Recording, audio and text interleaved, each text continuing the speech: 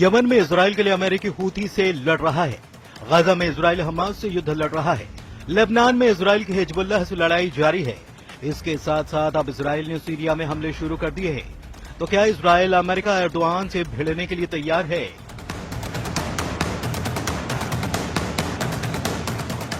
Syria कहने को commander Jolani और अल शेरा की सल्तनत है।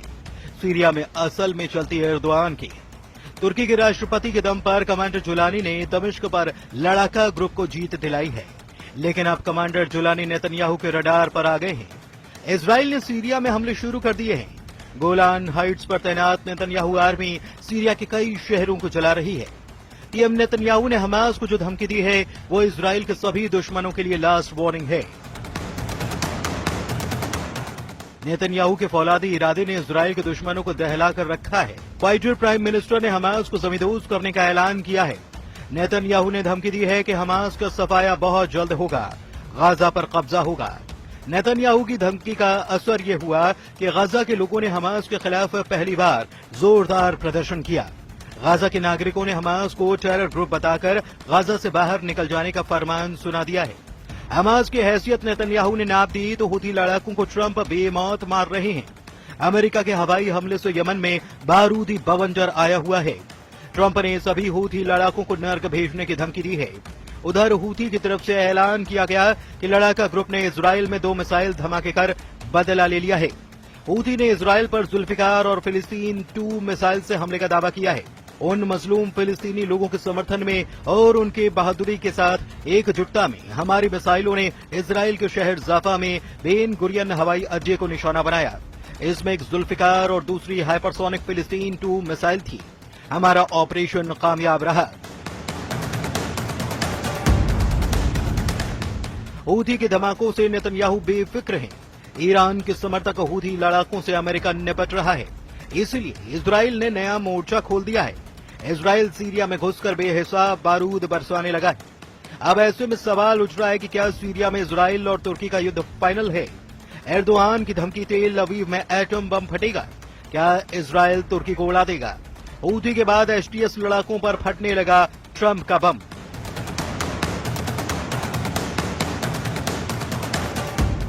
जब ट्रंप हूथी लड़ाकों पर बम बरसा रहे थे, जब नेतन्याहू की आर्मी हिजबुल्लाह फाइटर्स को दौड़ाकर दम उखाड़ रही थी, तभी सीरिया के लताकिया में जो हमला हो रहा था उसकी भनक किसी को भी नहीं लगी। इजराइल ने आधी रात सीरिया में घुसकर कोहराम मचा दिया। इजराइल ने जंगी जेट से हवाई हमले कर कमांडर जुलानी की गढ़ में भारी तबाही मचाई है।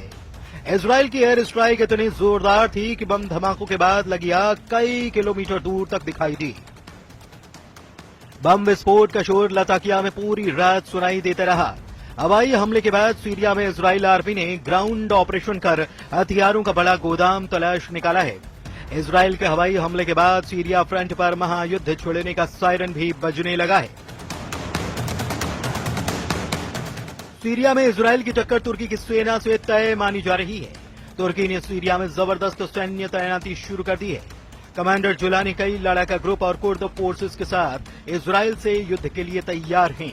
नेतन्याहू सीरिया फ्रंट से कब्जा छोड़ने के लिए तैयार नहीं है। इजराइल का दुश्मनों से निपटने का अनोखा और बेखौफ स्टाइल है। इजराइल दुश्मनों को बर्बाद करने तक नहीं रुकता, लेकिन सीरिया में इजराइल को लड़ाका ग्रुप के साथ महाशक्तिशाली देश से भी टक्कर लेनी पड़ सकती है। वजहें आगे जानेंगे। पहले इजराइल ने लेबनान में जो बारूदी तांडव दिखाया उसके भयानक वीडियो देखिए। लेबनान के टायर सिटी में इजराइल ने ड्रोन अटैक किया। हिजबुल्लाह के वॉर हेडक्वार्टर पर बमबारी कर इजराइल ने बड़ी कामयाबी हासिल की है। आज दक्षिणी लेबनान के टायर में ड्रोन से मिसाइल दाग कर हिजबुल्लाह के टॉप कमांडर को मार डाला। इजराइल डिफेंस फोर्स ने बताया कि मारा गया टॉप कमांडर रादबान फोर्स का बटालियन कमांडर अहमद अदनान बाजीजा है। अदनान बजीजा जब मारूद के करीब डेर दघैया में गुप्त ठिकाने पर पहुंचा तो उसे मिसाइल से उड़ा दिया गया। नेतन्याहू आर्मी के ताबड़तोड़ हमले युद्ध विराम समझौते के बाद भी जारी हैं। इजराइल युद्ध के हालात में दुश्मनों का क्या हाल करेगा इसे समझना मुश्किल भी नहीं। लेकिन अचानक इजराइल से सभी फ्रंट पर क्यों तूफानी हमले शुरू हो चुके हैं? क्या नेतन्याहू ने ट्रंप से तुर्की पर एक्शन की परमिशन ले रखी है, या फिर तुर्की को जंगी ट्रेलर दिखाकर नेतन्याहू सीरिया से दूर रखने का प्लान बना चुके हैं? क्योंकि लेबनान हमले की पुष्टि इजराइल ने की है, लेकिन सीरिया अटैक पर आधिकारिक बयान नहीं दिया गया। सीरिया मीडिया में इसराइल के लताकिया स्ट्राइक गोलान हाइट्स पर हुए बम विस्फोट के बाद अंजाम दी गई है, जहां पर इसराइल सेना को निशाना बनाकर रॉकेट धमाके किए गए थे। इसके जवाब में इसराइल ने दुश्मनों के अड्डे पर जंगी जेट से धावा बोला। सीरिया की न्यूज एजेंसी सना के मुताबिक इसराइल के निशाने पर हिजबुल्लाह लड़ाकों के गुप्त अड्डे हैं। लताकिया बंदरगाह के करीब शहरों में अब भी हिजबुल्लाह फाइटर्स ने अड्डा बना रखा है। हालांकि हिजबुल्लाह सिर्फ बहाना भर बताया जा रहा है। इसराइल का मकसद सीरिया में जमे रहने का है।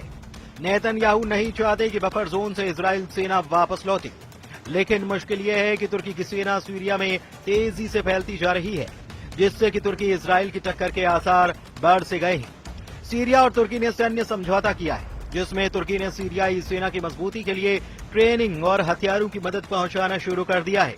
सीरिया आने वाले दिनों में तुर्की से बड़े पैमाने पर हथियारों की खरीद फरोख्त करने जा रहा है। एर्दोआन सीरियाई विद्रोहियों को हथियार देने और सैन्य समझौता करने की कोशिश में लगे हैं, जबकि कमांडर जुलानी सरकार को अब तक किसी भी देश ने मान्यता नहीं दी है। ऐसे में तुर्की के लिए सीरियाई विद्रोहियों को हथियार बेचना मुश्किल हो सकता है।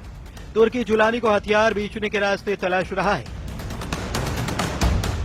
इसके साथ ही सीरिया में सैन्य तैनाती बढ़ाने में भी जुटा है। पश्चिमी मीडिया रिपोर्ट के मुताबिक तुर्की ने पालमायरा हवाई अड्डा और T4 में सीरियाई हवाई अड्डों के बुनियादी ढांचे का इस्तेमाल कर तुर्की एयरफोर्स के लिए बेस बनाने शुरू कर दिए हैं। दावा किया जा रहा है कि तुर्की सीरिया में जमीनी और हवाई ताकत का विस्तार कर रहा है। तुर्की ने दमिश्क अंतर्राष्ट्रीय हवाई अड्डे के संचालन में मदद के नाम पर होल्ड बढ़ा दिया है। इसके अलावा उत्तरी सीरिया में सीरियन नेशनल आर्मी पर तुर्की ने पकड़ मजबूत बना ली है। कुर्द फोर्स को पहले ही एर्दोआन अपने पाले में ले चुके हैं। तुर्की के राष्ट्रपति की सभी चाल पर इसराइल ने बारीक नजर बना रखी है। इसलिए वक्त बेवक्त सीरिया में इसराइल बारूदी धमाके कर अपनी मौजूदगी का एहसास करा रहा है। प्रेसिडेंट ट्रंप ही सीरिया में तुर्की की दखल अंदाजी से खफा है। अमेरिका ने सीरिया में साइलेंट ऑपरेशन ऑन कर रखा है। अगर नौबत इसराइल तुर्की युद्ध की आई तो अमेरिका क्या करेगा, ये दुनिया जानती है। सुपर पावर से मिले बैकअप से ही इसराइल 7 फ्रंट पर दुश्मनों पर भारी पड़ रहा है। यानी कि इसराइल से जंग शुरू होते ही तुर्की को अमेरिका से भी भिड़ना होगा। फिर ऐसा युद्ध हो सकता है जिससे कई मुल्कों का नक्शा ही बदल जाएगा।